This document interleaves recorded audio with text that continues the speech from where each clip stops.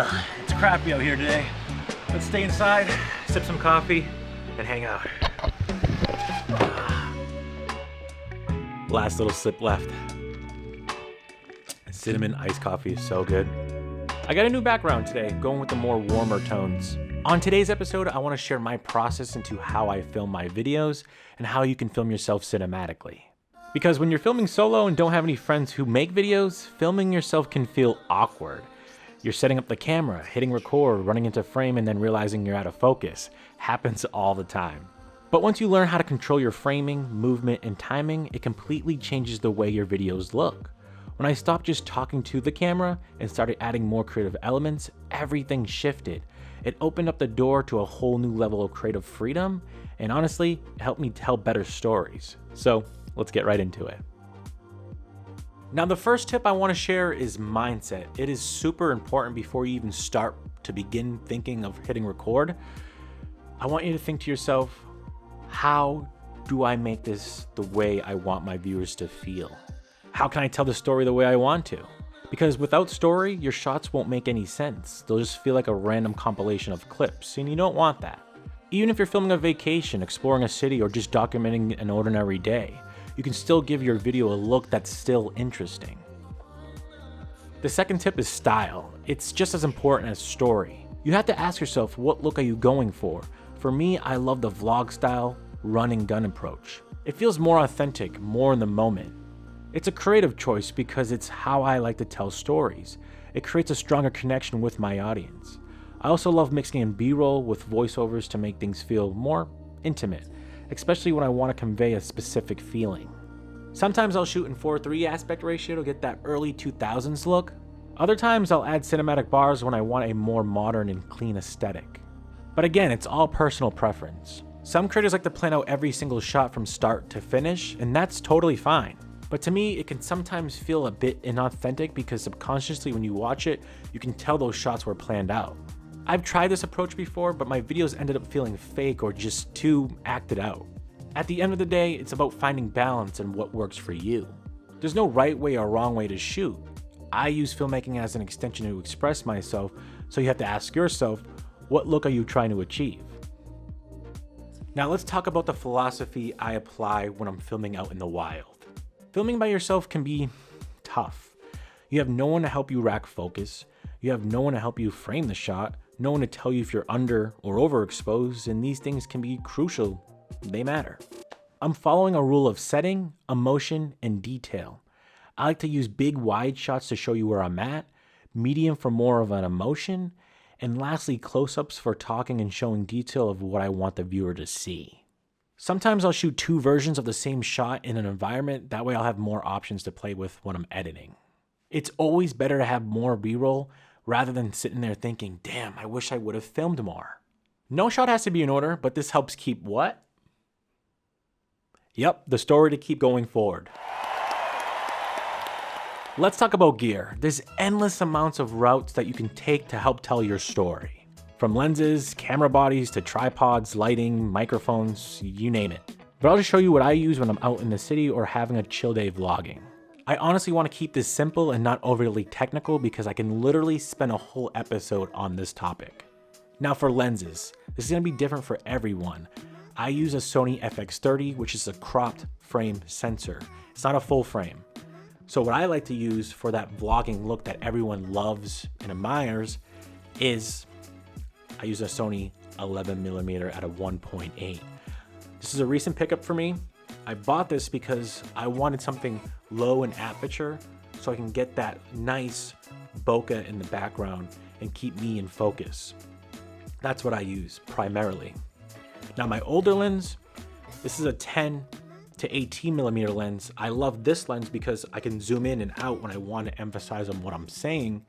But the downside to this lens is the lowest aperture is at an f4, which is kind of not great for low light or if you want to achieve that blurry background. So that's the downside to this. Still a great lens, but I always bounce back between these two. Now, if Sony made a 10 to 18mm at a 1.8, that would be amazing. It'd be like a clash of these two lenses together. Now, when I'm not vlogging and I want a more moody, detailed look, I'll use this lens that you're seeing right now. This is a Sony 28 to 70 millimeter lens at a 3.4. It helps me get those detailed shots when I want to pan on buildings or zoom in on my face and just help get that cinematic look that we all love. I try to balance talking shots with B-roll to make each video feel more dynamic and engaging, not just one long static shot. I am a huge believer of using what you have, and this is a personal preference. I found this gem, and this is my MINOLTA 28 to 135, and it does have a macro feature as well by hitting this button and zooming it a little in, and that's where you can really get some high quality detailed shots. I use this lens when I want a more vintage feeling, especially when I'm using those 4x3s. I have been thinking about getting a new lens as well, something on the cinematic side, like a true cinema lens. I just don't know what one I want yet. I'm trying to think somewhere in between 35 and 80, somewhere in that range. If you have any recommendations, let me know. I'm always trying to find some new gear. Now let's talk about audio. This makes a huge difference. Now I use two different microphones. The first one being is an on-camera mic. Rode was kind enough to send me one directly, and I've been using it in my latest vlogs. They're not paying me to say this. This isn't an ad, but I genuinely love using Rode mics. They're just great quality, and I've literally never had an issue with them. And without good audio, you're not gonna have a good video.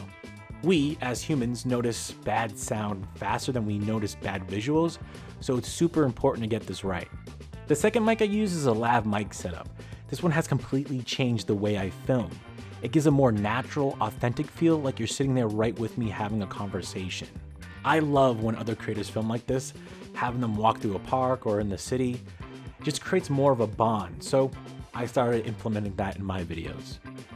Now, if you're wondering what lavs I use these Rode wireless micros. Super efficient to use. Simply just plug your iPhone into the receiver and then start talking in voice memo. That's what I do. Super simple. You just drag the audio onto Adobe Premiere after you're done and then sync it up. But Rode, if you're watching this, it would be awesome to send me out a pair of lavs where I can simply connect the receiver to my camera. That way it's saving the audio into my camera built in. It'd be super efficient for me to use work-wise. If you're watching this, still love these though. These are really good for iPhone users. Never had an issue with them. Tripods. I can't even fathom. If you're not using a tripod, I don't know what you're doing because you're filming by yourself. I use different tools and I want to go over this quickly just so you can get an idea. None of this is sponsored, and I don't want to make you think that I'm just trying to force products down your throat. I just use what works for me. First, I use this K&F tripod. It's on a ball head mount. That way I can just capture static shots, or when I'm behind the camera, I can move the camera super gently to get those non-shaky shots. Then I use this vlogging tripod for more handheld shots, perfect when I'm talking to camera. And lastly, I use this magic arm. It's super useful when you want to get those unique, weird, creative shots. It's become very popular in the last couple of years. You see it in POV shots where they're on the iPhone or the iconic pen shot. So awesome. I like to use this on my bike a lot. All of these tools come in handy when I want to get a specific shot, and combining them all together opens up a new door for creativity, and I love that. I had that one piece of hair that's just like sticking there, whatever. But the next topic I want to talk about is playing into character. Let me explain. This is a fun topic because this is how we express ourselves as creatives. When you're filming yourself, the way you perform, your expressions, movement, and energy drives the story forward.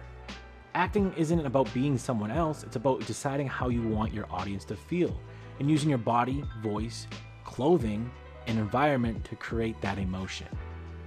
Ask yourself, what's the mood? What story am I telling in the shot?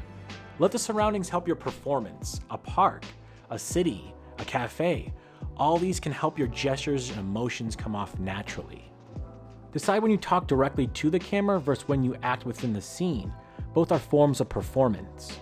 Shifts in posture, facial expressions, and hand gestures add authenticity and energy. A stumble, a laugh, or you just fixing the camera feels relatable. And the most important thing is being yourself, because no one else can replicate that.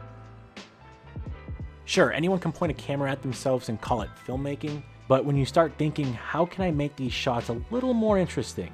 That's when it starts to become something special.